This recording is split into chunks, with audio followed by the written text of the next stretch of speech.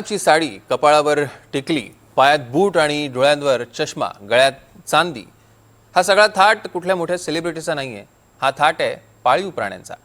ठाण्यातील पारसिक नगर परिसरात राष्ट्रवादी शरदचंद्र पवार पक्षाचे नवनिर्वाचित नगरसेवक त्यांनी कळवा खारीगाव पेट कार्निवलचं आयोजन केलेलं आहे आणि मुंबई ठाण्यासह आसपासच्या उपनगरातनं विविध प्रजातींचे पेट्स या कार्निवलला मोठ्या प्रमाणात आलेले आहेत. आलेल्या सगळ्या प्राण्यांचं रॅम्प वॉक सुद्धा होत आहे. प्राण्यांना पारितोषिक आणि सन्मान चिन्ह सुद्धा देण्यात येत आहे.